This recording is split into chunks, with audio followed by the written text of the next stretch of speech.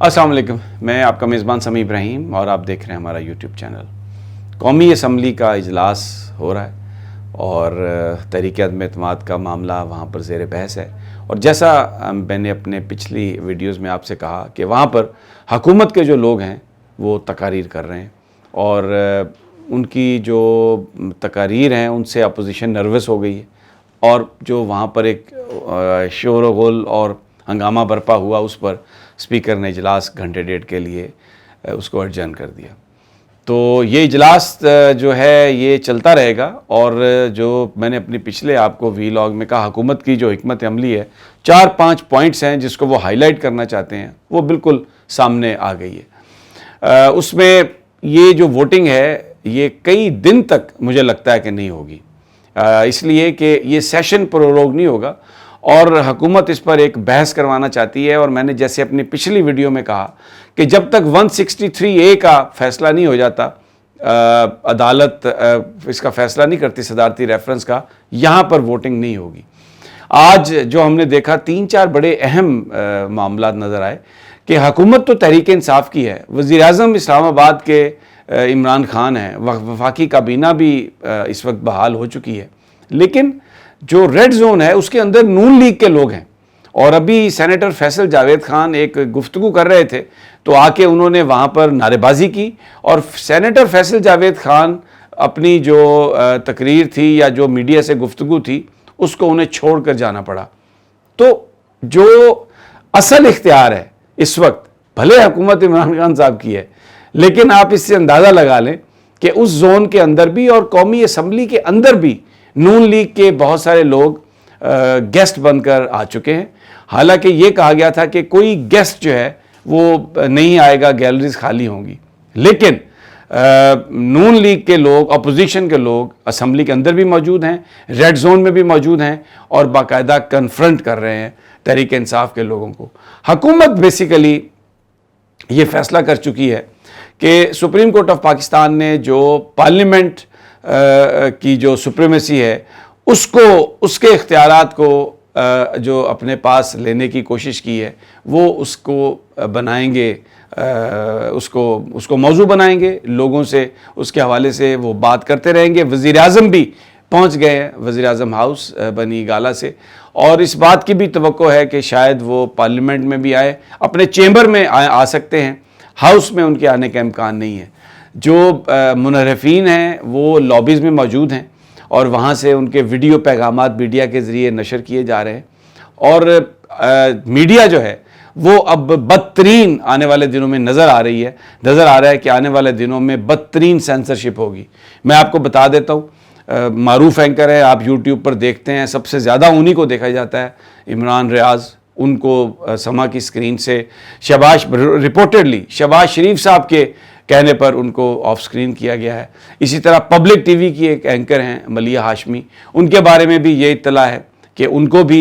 یہ کہا گیا ہے کہ وہ وہاں پر اب شو نہیں کر سکیں گی۔ پھر ہمیں یہ نظر آ رہا ہے کہ ارشاد بھٹی جو جیو ٹی وی پر آتے ہیں، جنگ اخبار کے ایک بڑے پاپولر کالم نگار بھی ہیں، بڑے ووکل بھی ہیں، اور بڑا بے لاگ تبصرہ کرتے ہیں،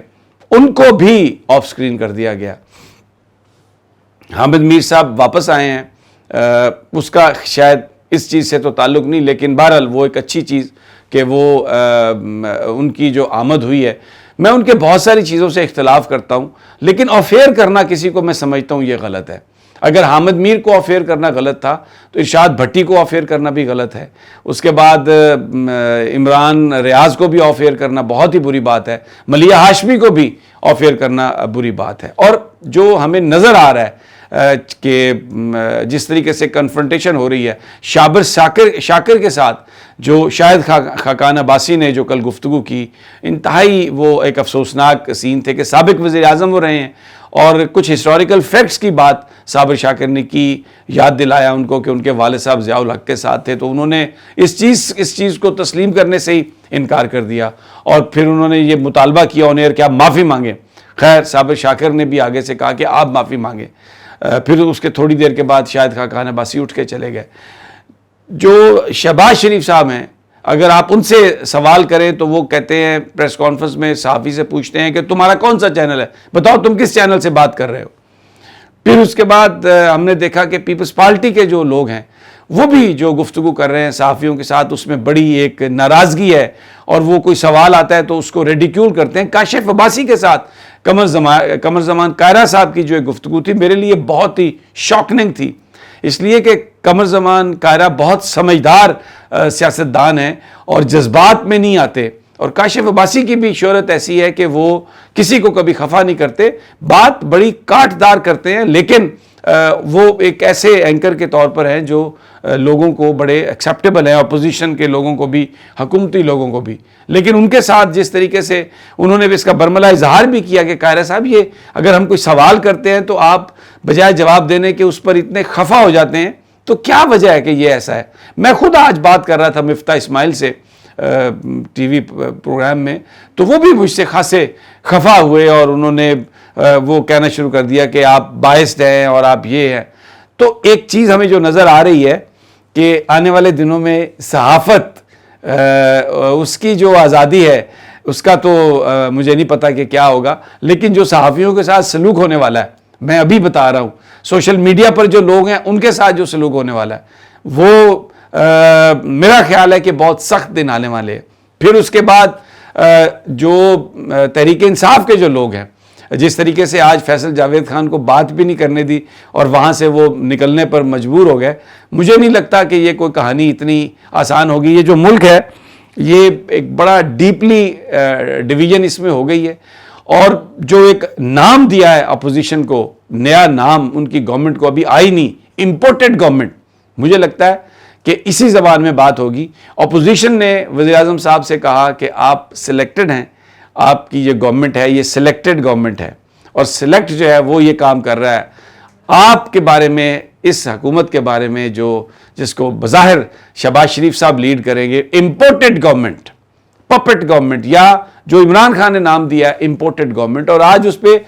مراد علی شاہ صاحب ریئیکٹ کرتے ہوئے نظر آئے، انہوں نے کہا کہ جی ہم تو مقامی لوگ ہیں، ہم امپورٹڈ نہیں ہیں۔ ویری انٹرسٹنگ سینیریو بن رہا ہے۔ آج قومی اسمبلی کا دن بڑا زبردست ہوگا، اس میں تحریک انصاف کے لوگ یہ دیکھیں گے کہ عمران نے جو بات کہی کہ میں آخری گیند تک لڑوں گا، وہ ایک ایک چیز کو وہ چاہتے ہیں کہ ایکسپوز ہو، یہ جو مراسلہ ہے، جو کیبل ہے، اس کے بارے میں لوگوں کو پتہ چلے، لوگوں کو یہ یاد رہے، کیونکہ یہ عدم اعتماد ان کے نزدیک کوئی ایک صرف سمپل عددی گیم نہیں ہے، یہ بڑی ایکسٹرا آرڈنری ایک صورتحال ہے، اور پارلیمان کے لیے، لوگوں کے لیے ان کے وہ آج ہمیں نظر آئے گا